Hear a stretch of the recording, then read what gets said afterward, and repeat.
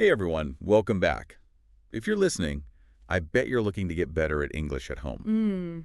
And I'm sure you've seen just how much information is out there. Yeah, it's a lot. It can be so overwhelming. So we did a deep dive into some of that material to pull out some of the most useful stuff. Definitely practical strategies that anyone can use. Yeah. So let's start with goal setting. Right. Super important. It really is. Just like anything you want to achieve, Like you've got to have a plan.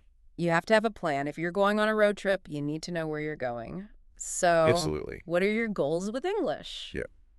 What do you want to get out of this whole thing? Do you want to be able to have more vocabulary? Do you want to... Impress your friends, right? Yeah, exactly. Impress your friends or be able to, get your point across better. Yeah. Maybe it's pronunciation. Right. Are you struggling with certain sounds or, Oh, yeah. just want to be understood more clearly. Or maybe grammar is your big thing. Yeah, that could be a tough one.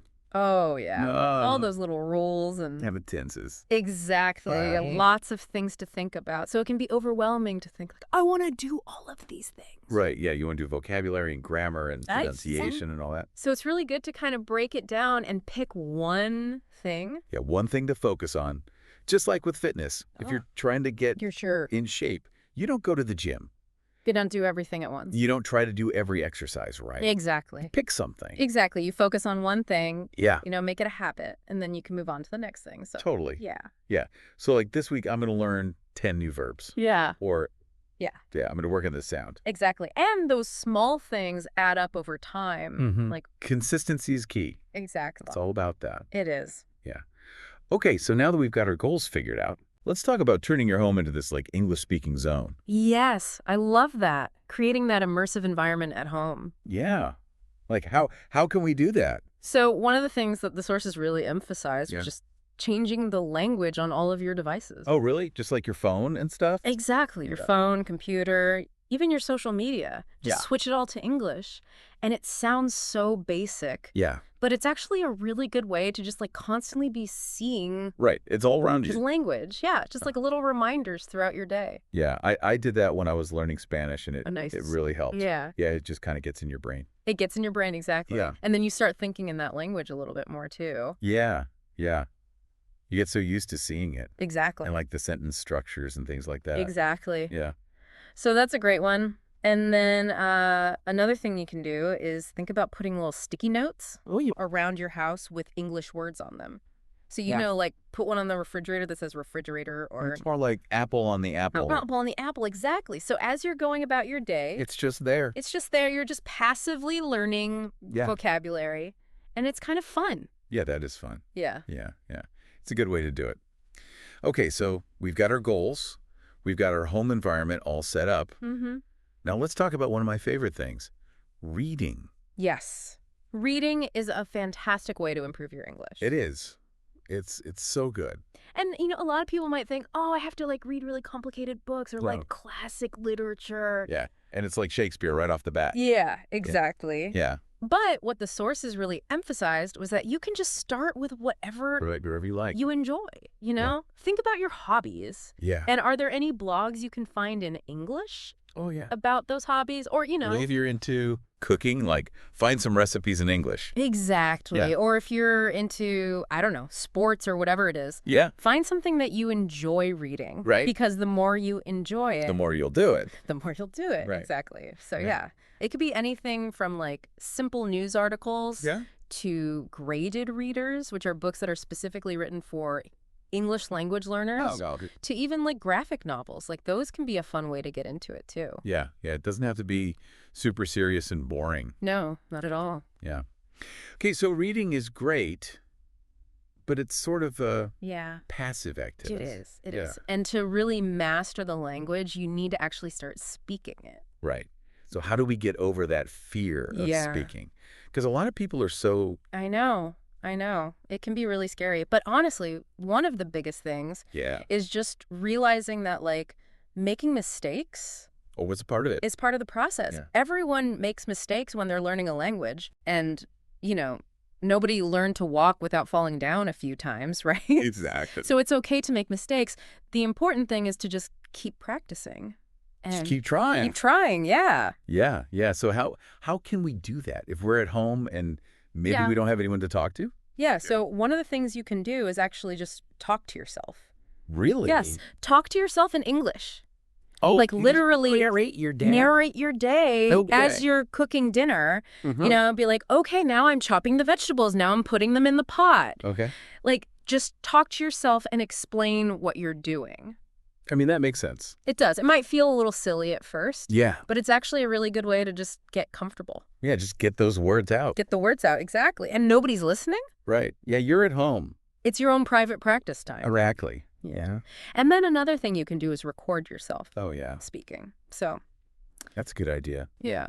Because then you can hear how you sound and Right, and then you can knock your progress. hear where you need to improve. Exactly. Yeah. Yeah. That's a good idea. Okay, so you're speaking. We're also got to Yes. work on listening. Listening, yes. That is so important. And the sources really emphasize that too. Yeah. Because not only does it help you understand what other people are saying, Right. but it also helps you get a feel for the rhythm of the language. Oh, that's a good point. The intonation, the pronunciation, Yeah. you know. Like how to make it sound natural. Exactly. Yeah. So there are a lot of great ways to practice listening at home. Oh, like what? Podcasts are a fantastic one. Oh, podcasts are great. They are great because you can find a podcast on literally any topic. Yeah, anything you're into. Yeah. Yeah. And a lot of podcasts are actually made Specifically for learning. specifically for English language learners. So they'll speak a little slower. They might explain some of the vocabulary. That's good. That's helpful. And those are a great way to get started. Awesome. Okay, so podcasts. What about TV and movies?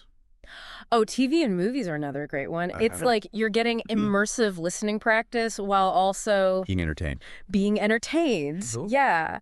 And you can start with subtitles in your native language, and then gradually you can switch to English subtitles. Right. And eventually you might even be able to Turn them off. turn them off. Yeah. Yeah, and just understand. Yeah. I love watching movies with the subtitles on. Yeah, it's fine. And then I try to like listen and see if I can understand. It's a little challenge. Yeah. Yeah. And then even music Oh, yeah. can be a good way to practice listening. Okay. Pay attention to the lyrics. Right. Try to sing along. Yeah. And you'll start to pick up new Yeah. phrases and vocabulary that way too. Totally. Okay, so we've talked about reading, we've talked about speaking, we've talked about listening. Let's talk about the last of the big four here. Writing. Writing. Yeah, Yeah. Writing is really important. it is. It really helps you solidify all of that knowledge that you're getting from reading and listening and speaking. Yeah. When you write, you have to think more carefully Yeah. about grammar. You have to think more carefully about vocabulary. Yeah. So it's a really good way to just kind of like put it all together. Right, to like process it all. Exactly. Yeah, yeah. And, you know, when I was learning Spanish, Uh-huh. I kept a little journal Oh, nice. and I would just write in Yeah. it every day, even if it was just like a couple of sentences. That's great. Yeah, it really helped. Yeah. And that's what the sources emphasize, is that it doesn't have to be Yeah. this big, long, Yeah. essay every day. Right. Even No. just a few sentences No. can make a difference. Okay. So think about, can you write a quick email to a friend in English? Oh, yeah. Can That's you? a good idea. Yeah. Or like a comment on a video. A comment on a video, exactly. Yeah. Or like a post on social media. Or, Right. just jot down a couple Right. In a notebook. sentences in a notebook, yeah, about your day or exactly. Oh, Just yeah. anything to get those To get the writing. writing muscles working. Yeah. And there are also a lot of online communities. Oh, yeah. Where you can practice writing with other people. That's a good idea. Yeah. So you can get feedback. Yeah. And you can kind of Yeah, that's nice. bounce ideas off of each other. Yeah. Yeah. It's kind of like having a pen pal. Exactly. Yeah. I like that.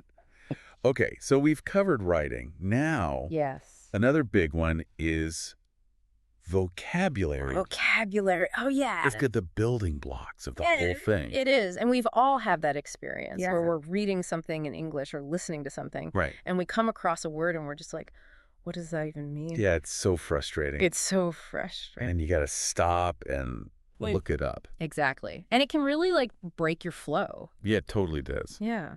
But building vocabulary doesn't have to be a chore. So how do we do that? So one of the best techniques, Okay. and this one has stood the test of time, is using flashcards. Oh, flashcards. Flashcards, yeah. You can make your own with just like index cards, or you can use one of the many digital flashcard apps. Yeah, there's tons of apps out there. Tons of apps. Yeah. Which you prefer? I actually like the digital ones because they often have audio pronunciation. Well, that's good. So you can hear how the word is pronounced. Okay. And then they also often have example sentences. Yeah. So you can see how it's used. How it's used in context. Yeah. But the real key with vocabulary is not just memorizing words in isolation. Right. It's about learning new words in context and then actively using them. Oh, so like if you learn a new word while you're reading, exactly, try to use it in a conversation. Exactly. Or try to use it. Or write it down. In your writing, yeah. Or even just say it out loud to yourself a few times. Right, yeah. Just to get comfortable with it. Yeah, get it in your brain. Exactly. Yeah. What are some other ways we can expand our vocabulary? Well, one of the things that I like to do is try to find synonyms for words that I already know. Oh. So instead of always saying, for example, happy, I might try to think of other words that mean happy, like joyful or cheerful or delighted. Right, like expand your... Yeah, expand your range of vocabulary. Yeah. And it also helps you to express yourself. More precise. More precisely, yeah. Yeah, that's a good point. Yeah. And then the sources also talked about just making vocabulary learning fun. Oh, okay. So you can create word games. Oh, like what? You can do crossword puzzles in English. Oh. You can even try writing a short story. Yeah. Using as many new words as possible. Oh, that's a good idea. Yeah. Just anything to make it... To make it fun. Enjoyable. Yeah. Because the more you enjoy it, the more you'll do it. The more you'll stick with it. Exactly. Right. Yeah. Okay, so we've covered a lot here. We have. Goals, immersion, reading, writing, speaking, listening. Mm-hmm. Now let's talk about the one that I think a lot of people get kind of hung up on. Oh, yeah. Which is pronunciation. Pronunciation, yeah. That can be a tricky one. It can. And it's understandable because English pronunciation can be kind of crazy with all the different... All the different accents? The different accents, yeah. Yeah. It can be overwhelming. It can be. But it's important not to let that intimidate you. So how do we approach pronunciation then? So one of the first things is just to realize that it's okay to not sound exactly like a native speaker. Oh, really? Yeah. Like your goal should be to be clear and understandable. Right. You don't have to have a perfect American or British accent. Right. To be understandable. Yeah. Just be understandable. Yeah. Yeah. Yeah. I used to get so hung up on trying to sound like a native speaker. Yeah. I think a lot of people do. Yeah. And it can actually kind of hold you back. Yeah, you're so focused on that. Exactly. That you're not actually like... You're not actually... leading the conversation. Exactly. Yeah, so don't worry too much about that. Just focus on being clear and understandable. And there are a lot of great resources out there. Okay, so what are some of the things... Oh, it can help you. Yeah, what are some of the things we can do? With pronunciation. So one technique that's really effective is called shadowing. Okay, what's shadowing?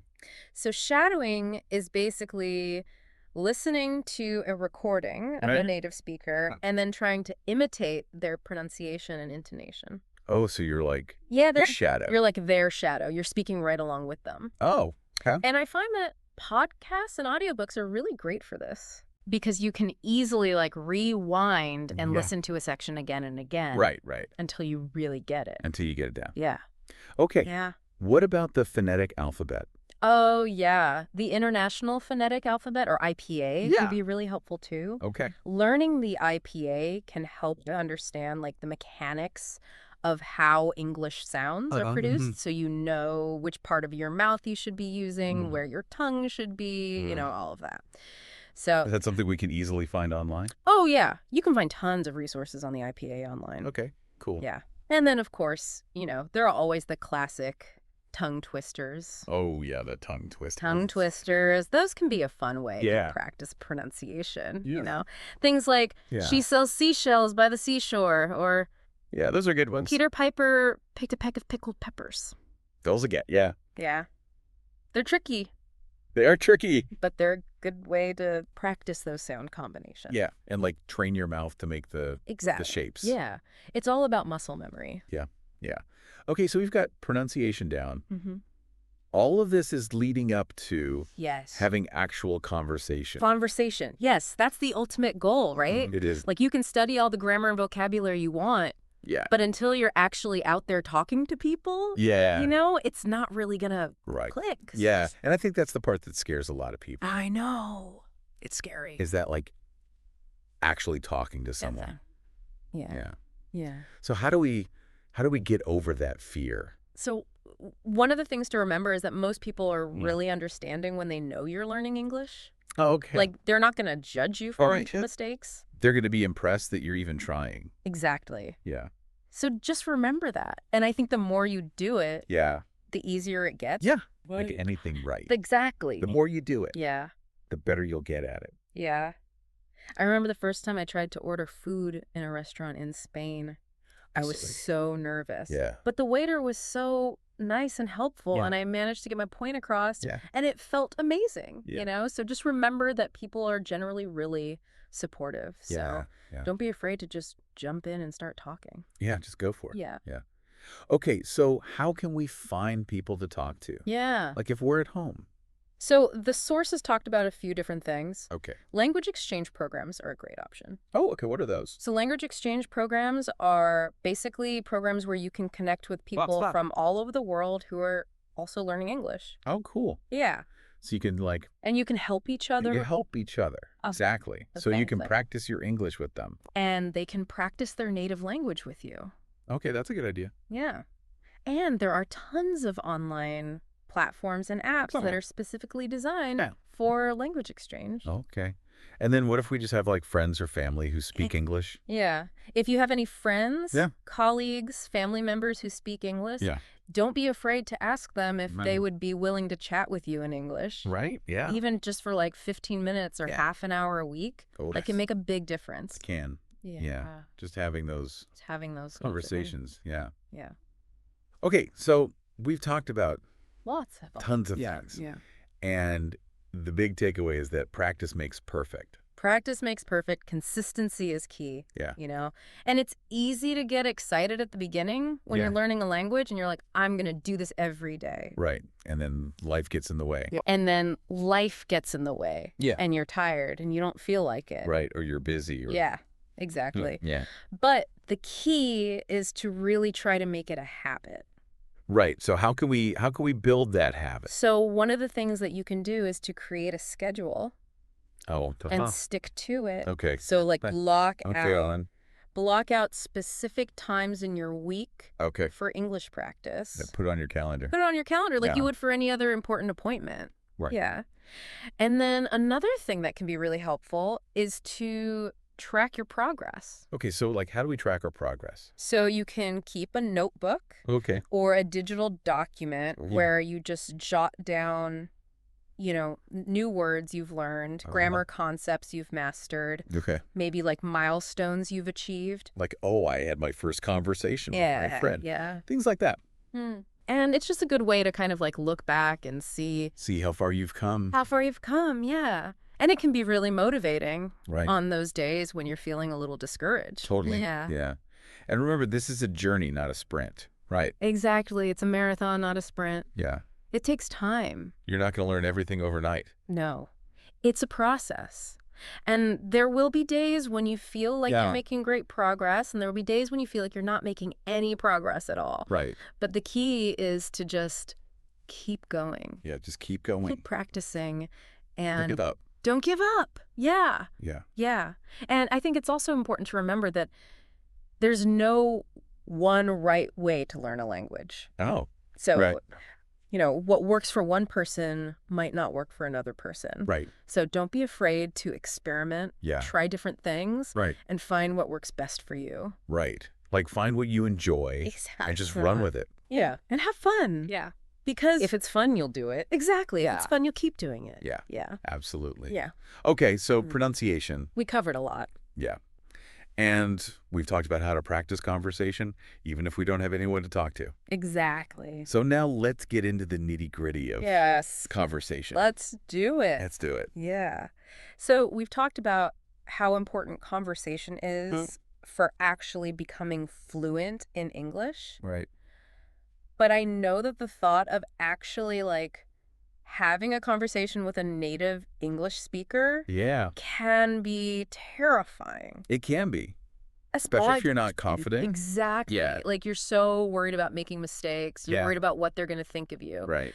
But honestly, most people are incredibly understanding and patient when they know that you're learning. Right. Like, they're more likely to be impressed by your effort than they are to be intimidated by any mistakes you might make. Yeah. Yeah. I think that's true. Yeah. So don't let that fear hold you back. Yeah. You know? Yeah. Just go for it. Go for it. Yeah. Okay, so what are some of the things that we can do? So the sources talked about some great ways to find conversation partners.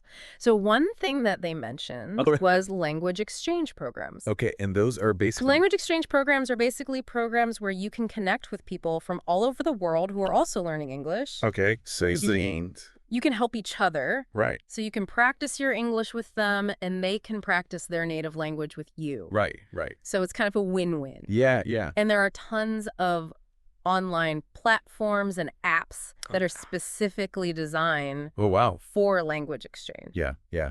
And I guess, too, if we have, like, English-speaking friends or family. Yeah, absolutely. We could just ask. Yeah, if you have any friends or colleagues or family members who speak English, don't be afraid to ask them if they'd be willing to chat with you in English. Yeah, just like even for a little bit. Yeah, even just for like 15 minutes or half an hour a week. Right. It can make a big difference. Yeah, just get that practice in. Yeah. Exactly. Yeah, cool. So we've talked about finding people to talk to. Mm-hmm. And now I think another important thing is just like staying consistent. Oh, yeah. Consistency is so important. Because it's easy to get started. You're like, oh, I'm going to learn English. Yeah, you're all motivated. And then life happens. Yeah. Life happens. Yeah. Yeah. So how do we stay consistent with it? So one of the things that the sources really emphasized was creating a schedule and sticking to it. Okay. So like blocking out time on our calendar. Yeah, exactly. Block out specific times in your week for English practice, like you would for any other important appointment. Right. And treat it with that same level of importance. Okay. Yeah. Yeah. And then like how do we... And then another thing that can be really helpful is to track your progress. Oh, okay. So how do we do that? So you can keep a notebook or like a digital document where you just jot down, you know, new words you've learned, grammar concepts that you've mastered, maybe like milestones you've achieved. Like I had my first conversation. Exactly. Things like that. And it's just a good way to kind of look back. Right. And see how far you've come. Yeah. And it can be really motivating. Yeah. On those days when you're feeling a little discouraged. Absolutely. Yeah. Yeah. Because like we said, this is a journey, not... Exactly. It's a marathon, not a sprint. Yeah. It takes time. And there will be days when you feel like you're making great progress, and there will be days where you feel like you're not making any progress at all. Right. But the key is to just keep going. Keep pushing. Keep practicing. And don't give up. Yeah, don't give up. Yeah. And I think it's also important to remember that there's no one right way to learn a language. No. So what works for one person might not work for another person. Right. So don't be afraid to experiment. Oh, okay. Try different things. Yeah. And find what works best for you. Right. Find what you enjoy. Just go with it. Yeah. And have fun with it. It's because very fun. Exactly. If it's fun, you're more likely to stick with it. Yeah. Yeah. Absolutely. Okay, so we've covered a lot of ground here. We have. But I think the one thing... The big takeaway. That really matters at the end of the day is that you just have to. You just have to do it. Do it. Yeah. You have to get out there and you have to start speaking. Yeah, just start speaking. Like, don't be afraid. Don't be afraid to make mistakes. Yeah. Like, everybody makes mistakes. It's part of the process. It is. Yeah. And honestly, most people are going to be really impressed that you're even trying. That you're putting in the effort. Exactly. So just remember that. Okay. So what are some of the things we can do to actually practice? So the sources talked about a few different things you can do to get that conversation practice. Okay. So one thing that they mentioned was language exchange programs. Oh, language exchange. So those are basically... Yeah, language exchange programs are programs where you can connect with people from all over the world who are also learning English. Cool. So you can like... And you can help each other. Yeah. So you can practice your English with them, and they can practice their native language with you. Right. So it's kind of like a win-win. Yeah, exactly. Yeah. And there are tons of online platforms and apps. So that sort of thing? Yeah, that are specifically designed for language exchange. Oh, cool. Yeah. So you can find someone who's, you know, at a similar level? Exactly. And who has similar interests. Yeah. So you can actually, like, have a conversation Right. that you're both interested in. Right. It's not just like reading from a textbook. Yeah. Yeah. Yeah. And don't forget about the resources that you might already have. Right. You know, if you have any English-speaking friends or colleagues or family members, don't be afraid to ask them if they would be willing to chat with you in English. Yeah, just like even casually. Yeah. Yeah. Even just for like 15 minutes or half an hour a week. Right. It can make a big difference. Just to get that practice in. Exactly. Yeah. Cool. All right. So as we wrap up this deep dive here. Yes. What is one thing that our listeners can do today to like... Yes. What's one action you can take this week? To just improve their English. To improve your English. Yeah. Whether it's, you know, trying out one of those language exchange programs or changing the language on your phone. Or just like writing down 5 new words. Exactly. Yeah. Anything. Just pick one thing and do it this week. Make it a goal. Make it a goal. Yeah. And I think that's great advice for anything. Oh, for sure. You know, if you want to make progress on something, break it down. Break it down into small steps. And just take action. And just take action, yeah. All right. Well, this has been awesome. This was fun. It has been. We've covered a lot of really useful information. Lots of good stuff. I feel like I even learned a few things. Me too. So, yeah. So, for everyone listening, thanks for tuning in. Thanks for joining us. And keep practicing that English. Keep practicing.